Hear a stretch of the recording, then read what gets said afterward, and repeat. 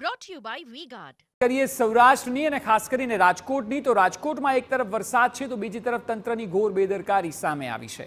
ચોમાસામાં પણ શહેરમાં ઠેર ઠેર ખોદકામ ચાલી રહ્યું છે।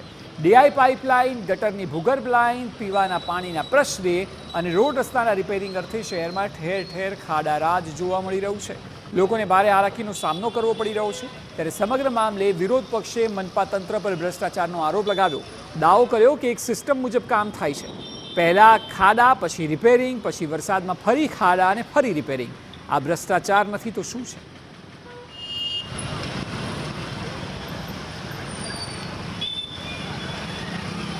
રાજકોટ મહાનગરપાલિકા એક ખાડા નગરી બની ગઈ। રાજકોટના કોઈ વોર્ડ એવા નથી જ્યાં મોટા મોટા નાના ખાડા નથી પડ્યા એવા। જાહેર માર્ગ ઉપર પણ ખાડા છે, શેરીઓમાં પણ ખાડા છે।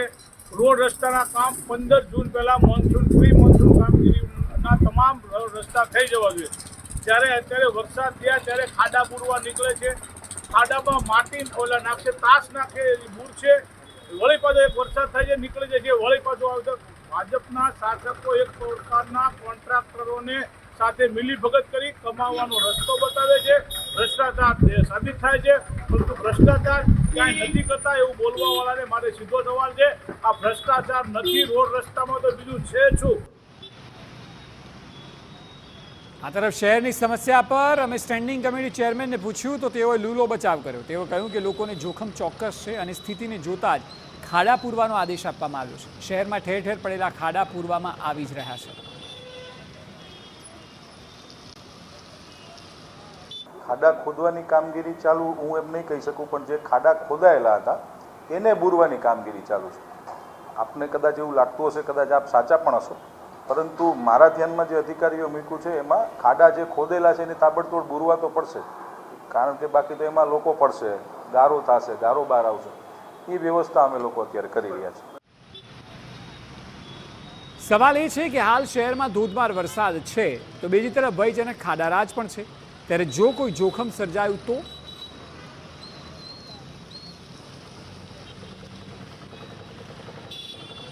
સામાન્ય રીતે ચોમાસાના જે દિવસો હોય છે એટલા માટે 15 જૂન સુધીમાં આ પ્રકારના જે પણ કામ હોય છે તે કામ પૂર્ણ કરી દેવાનો આદેશ છે તે આપવામાં આવતો હોય છે અને જે આયોજન છે તે આયોજન પણ એ પ્રકારનું ગોઠવવામાં આવતું હોય છે કે આ પ્રકારના કામકાજ છે, ખોદકામના કામકાજ છે તે 15 જૂન સુધીમાં પૂર્ણ કરી દેવા।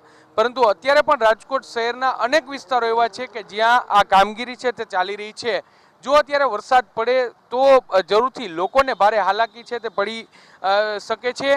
ન માત્ર એક વિસ્તાર પરંતુ રાજકોટના 150 ફૂટ રિંગ રોડ પર કેકેવી હોલથી લઈ અને આ તરફ નાના મુવા રોડ પર જે સર્વિસ રોડ છે તે સર્વિસ રોડ આખો છે તે અત્યારે ખોદી નાખવામાં આવ્યો છે અને ત્યાંથી લોકોને ચાલવા માટેની પણ હાલાકી પડે તે પ્રકારની સ્થિતિ છે તે જોવા મળી રહી છે।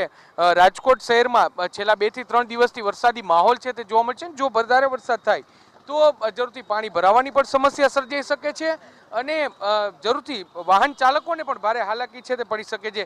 ત્યારે સત્વરે આ રાજકોટમાં જે પણ આ કામગીરી ચાલી રહી છે, પાઇપ લાઇન નાખવાની કામગીરી ચાલી રહી છે તે કામગીરી પૂર્ણ કરવામાં આવે તે એટલું જ જરૂરી છે। કેમેરા પર્સન ભાવેશ લશ્કરી સાથે મોહિત Bhatt, TV9 Rajkot. Brought to you by V-Guard.